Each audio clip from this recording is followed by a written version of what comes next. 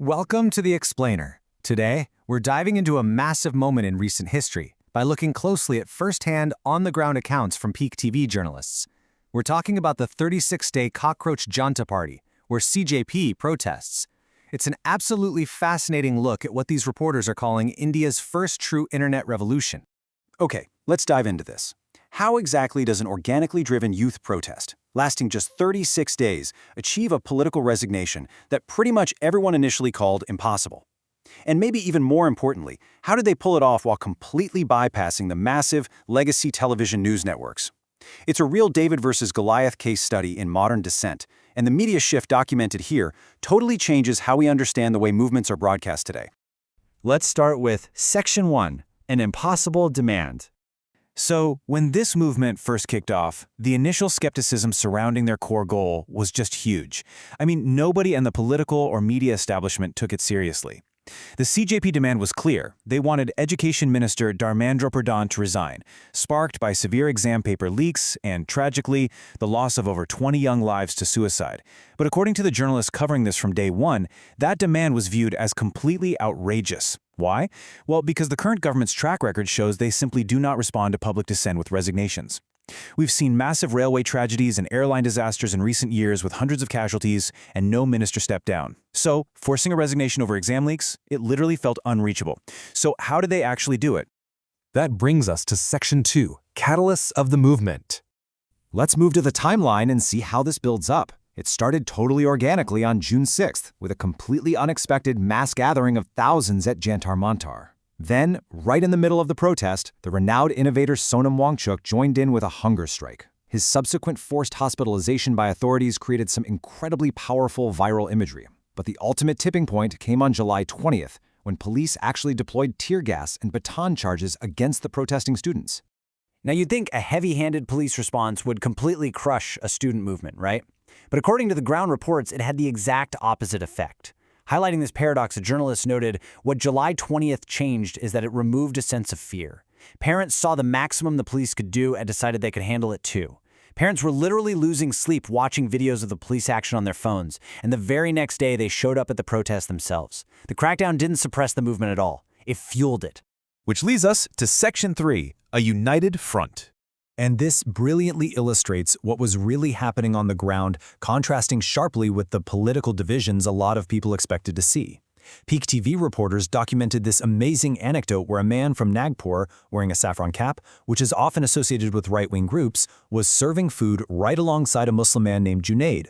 When asked about it, the man in saffron simply explained that he learned the true meaning of unity and diversity from reading the national anthem in school.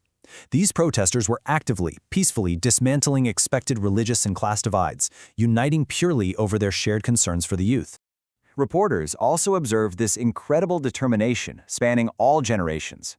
For example, they interviewed an 11-year-old boy who came right back to the protest the day after that brutal baton charge. When they asked him if he was afraid of getting hit, he just calmly stated that he reads about freedom fighter Bhagat Singh, and if a baton hits him, well, he'll just take it. This kind of generational fearlessness, this deep-seated belief that they could actually win, that completely defined the movement's success, according to the reporters. Okay, let's pivot to Section 4, the media disconnect. While all this unity was happening on the streets of Delhi, a very different story was being broadcast elsewhere. To understand the core theme of the media's role here, we really need to define a term that was chanted constantly at the protest: Godi Media. In the exact context of this movement, protesters used this highly politically charged term to actively reject mainstream, legacy television channels.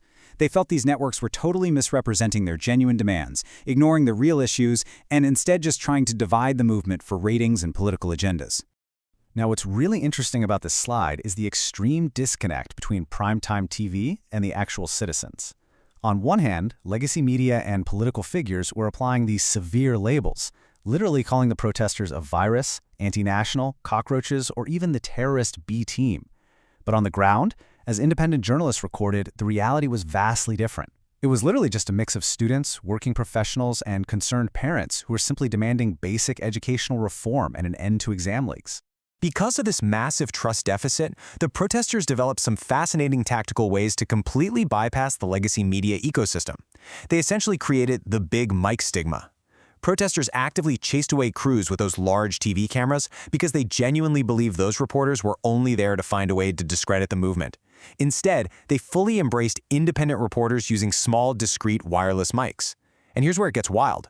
When internet jammers were deployed by authorities, local residents literally opened their homes, providing their personal Wi-Fi so independent media could upload raw, unedited reports directly to social media.